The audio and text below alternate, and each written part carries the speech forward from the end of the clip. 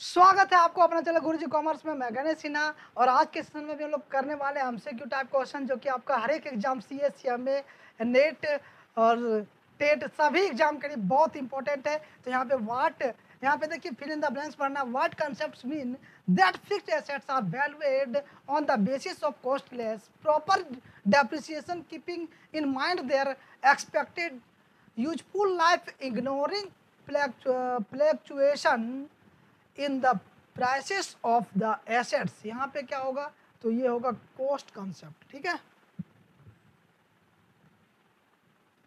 Cost concept.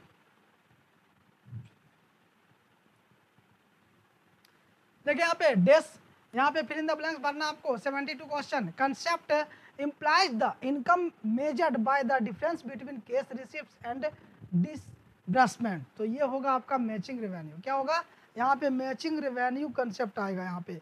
Matching revenue concept, option number ए इस question का right answer है। चलिए नेक्स्ट क्वेश्चन नंबर 73 दिया हुआ है। वाट है ना, फिल इन द ब्लैंक्स भरना आपको। Concept is based on accounting period concept. तो अकाउंटिंग पीरियड कंसेप्ट में क्या है? तो मैचिंग रिवेन्यू। ओके, ये matching revenue concept is based on accounting period concept, इसका राइट आंसर होगा।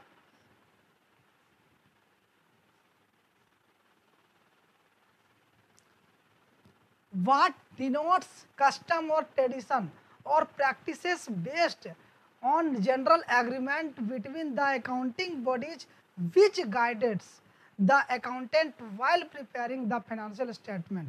इसका आंसर होगा कन्वेंशन, है ना। इसका राइट आंसर क्या होगा?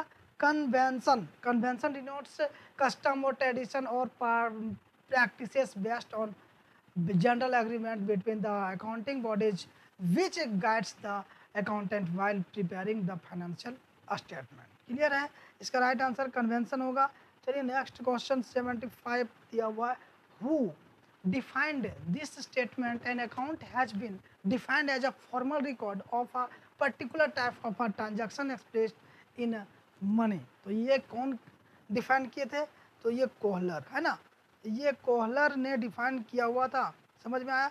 लुका फेसियली के बारे में बताया था आपको मैं कि अकाउंटिंग का ये जो अकाउंट्स का फादर है लुका फेसियली। समझ में आया है? चलिए क्वेश्चन नंबर यहाँ पे 76 दिया हुआ है। 76 में दिया हुआ, which of the following is not a characteristic of accounting. यहाँ पर अकाउंटिंग का करेक्टर इनमें से क्या नहीं है? देखिए अकाउंटिंग इज एन आर्ट, तो ये तो है ना। देखिए बी में it records transaction only in monetary term, ये भी है। यानी कि अकाउंट जो रिकॉर्ड होता है ना वो मॉनेटरी टर्म में होगा, ट्रांजैक्शन वही उसी को रिकॉर्ड किया जाएगा। और सी में दिया it is concern with interpretation of result, ये भी है, ये भी सही है। तो नन ऑफ द एबव यहाँ पर डी ऑप्शन नहीं होगा, नन ऑफ द एबव नहीं होगा, यानी कि ऑप्शन नंबर डी इस क्वेश्चन का राइट आंसर नहीं है ना। नहीं मतलब डी होगा। क्वेश्चन नंबर देखिए 77 दिया हुआ है आपके स्क्रीन के सामने।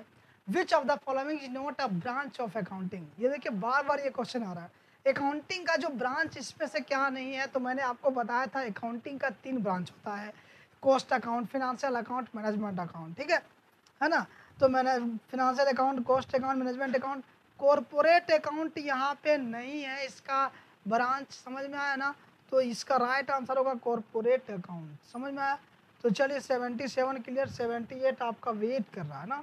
चलिए 78 पे हम लोग चलेंगे। Which of the following is not an advantage of accounting. Advantage of accounting यहाँ इनमें से कौन सा नहीं है? तो ऑप्शन नंबर ए में दिया डिसीजन मेकिंग, ये तो है ना। ये तो डिसीजन मेकिंग ये तो है, तो यानी कि इसमें नहीं है तो आपको बताना ये तो है।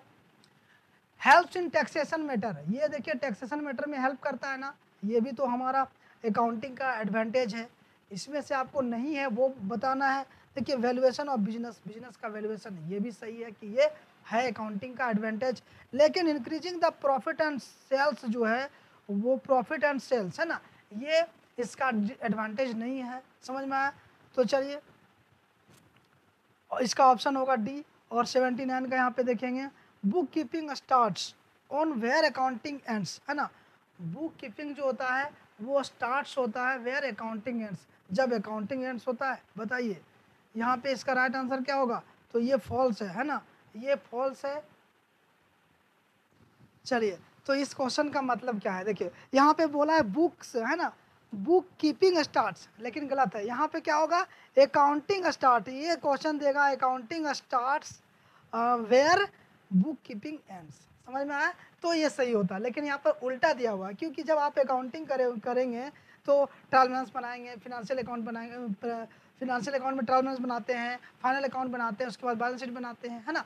तो यहाँ पर उल्टा दे दिया है, इसलिए ये फॉल्स होगा, समझ में आया। चलिए लास्ट क्वेश्चन इस टॉपिक का, मतलब इस वीडियो का है आपका 80 question. Accrual system of accounting is also called, तो यहाँ पे क्या होगा, तो ये होगा mercantile system, hybrid system, cash system, तो ये होगा मर्केंटाइल सिस्टम होगा यहाँ पे। Accrual system is also called, option number A. देखिए यहाँ पे क्लियर करेंगे इसको, है ना। देखिए यहाँ पे एक्रुअल सिस्टम का जो सेकंड नाम है वो मर्केंटाइल सिस्टम, ठीक है, सेकंड नाम इसको बोलते हैं। और एक्रुअल मतलब क्या होता है, एक्रुअल में आपका प्रीपेड भी चलता है, जो आप पहले से पेड कर चुके हैं, और आउटस्टैंडिंग यानी कि जो आपका पेड करना है, नहीं पेड किए, इसको बोलते हैं एक्रुअल सिस्टम, ओके। और केस सिस्टम में क्या होता है, ओनली केस सिस्टम, मतलब ओनली केस ट्रांजेक्शन को हम लोग लिखते हैं। हाइब्रिड में क्या होता है, हाइब्रिड में होता है मतलब केस भी और क्रेडिट भी, ठीक है, दोनों सिस्टम को फॉलो करता है। तो यहाँ पर एक्रुअल में क्या काम करेंगे, एक्रुअल का जो मतलब सेकंड नाम है वो मर्चेंटाइल सिस्टम है, यानी कि ये इसका राइट आंसर जो होगा ऑप्शन नंबर बी होगा, समझ में, ऑप्शन नंबर ए होगा, मर्केंटाइल सिस्टम, ठीक है। चलिए मिलते हैं नेक्स्ट सेशन में।